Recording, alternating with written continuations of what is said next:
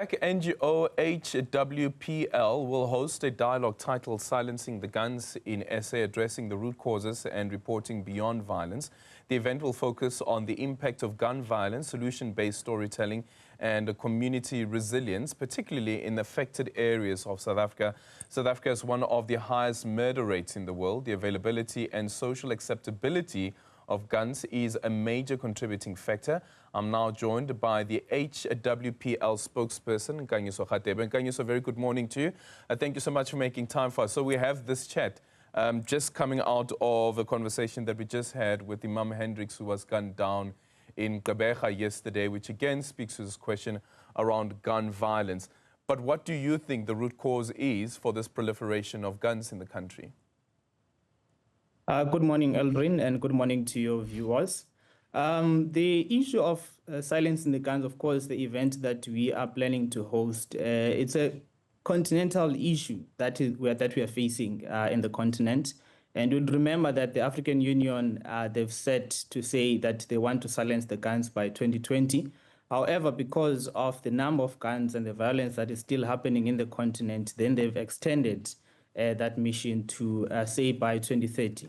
However, as an organization, HWPL as well is being at the forefront, guided by its principles and the rule of law, to say that through the DPCW, which is the Declaration of Peace and Cessation of War that we are advocating for. Article 2, speaking about these issues on silencing the guns, on how we need to get rid of the guns into the continent to ensure that people can be able to live in safety and in harmony. So one of the root causes is because there's a number of illegal weapons in the continent that are not accounted for. That is, when the violence takes place, then it makes it difficult to address these issues so that we can be able to bring the perpetrators into accountability. So what we are advocating for is that these weapons, they need to be get rid of. We're calling for the government to act swiftly and also to honor some of the policies that already exist, as they're also advocating for one of the policies as well in the communities. And it is quite sad indeed what happened in Gqeberha, and we are sending our sincere condolences because these are the results of the gun violence that we are speaking about, that the event is also aimed to speak about, and the role of media in the process. Yeah. And then with that as well, we've had conversations, for instance, looking at the so-called contracted killings, targeted killings, assassinations, and so forth. Do you think that enough is being done from a state or state security perspective to try and infiltrate those, so to deal with this question around accountability and the consequences and make sure that it becomes a deterrent? I don't think the accountability from the state point of view has been done thoroughly because again and again, when you look into the statistics, about 31 people are killed a day, even here in South Africa. Now, when you look into the numbers, they are increasing, they're not decreasing. So now we cannot say that the state is doing their due diligence in addressing these issues when the numbers are increasing instead of the numbers to be decreasing.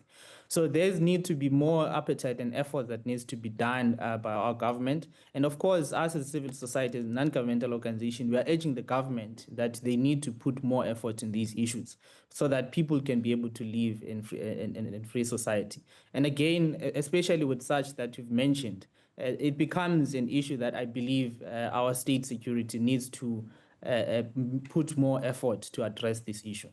Yeah, there was the proposal for the Firearms Control Act and looking at some of the amendments, and one of those was a redefinition around self-defense and how self-defense cannot be used as one of the conditions to actually get a firearm. We know that the majority of law-abiding citizens who actually do get firearms do get the firearms out of concern for their own safety, and they want to use it as a form of self-defense. But then reports are indicating as well that you are more likely to be killed with your own firearm than actually using that firearm in a case of self-defense. What do you think from a legislative perspective we need to do to try and curb, once again, the proliferation of firearms, because some of these firearms get stolen and get lost as well?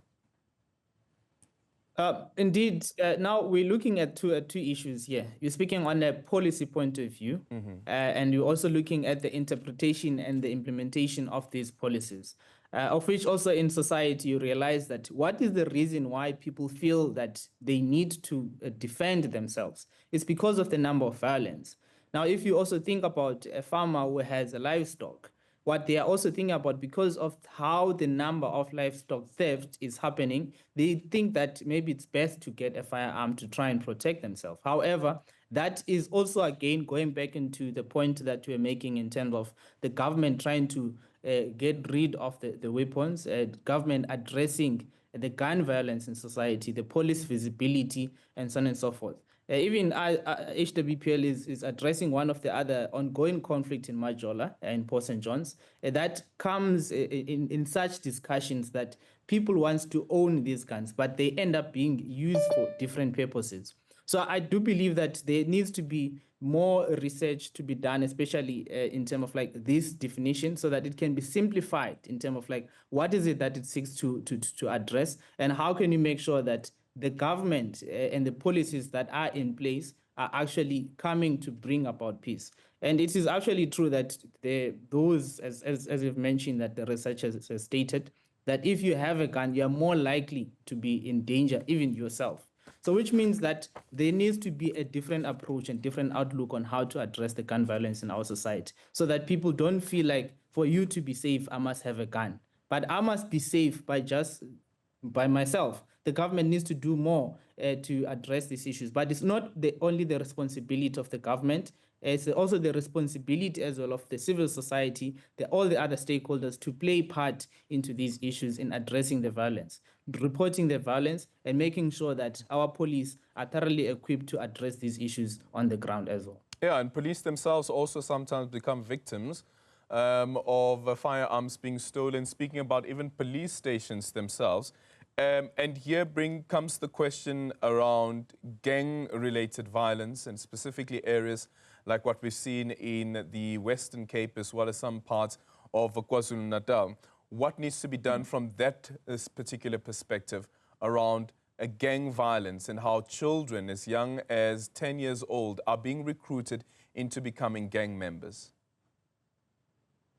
So on that issue, we have the program called Legislate Peace Program. What we are trying to do is to bring programs to the youth in addressing these violence.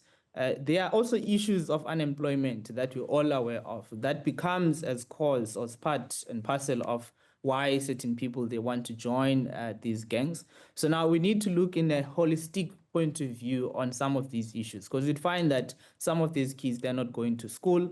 Some of these kids, they don't have any level of education. Then they only see the only option is for them to join the gangs into their society so that they can feel included into the society. So HWPL is addressing and having programs that are aimed to address these issues so that we can combat the number of people or young people that are joining these gang violence. So some of the other intervention that we truly believe that needs to take place is that SANDF needs to be visible in addressing the gun violence, in taking the weapons. There's been operation that had been done before. I think it's time again that we go back into some of those operations to get rid of the illegal firearms in communities, because that's one of the things that becomes as a tool that young people, they want to feel powered when they have the weapon in their hands, instead of them going into schools and focusing in making sure that their lives blossoms and they contribute meaningfully into the growth of South Africa. These issues, you condemn them as they've been happening in many areas in South Africa, not only in Cape Town and KZN. So now this is the evidence of the issues that are in our society that needs to be addressed. Okay, in conclusion, Nkanyiso, people who want to be part of this dialogue, how do they get in touch and where will it be taking place? So the dialogue is going to be on the 24th of February at 1 o'clock. It's going to be online.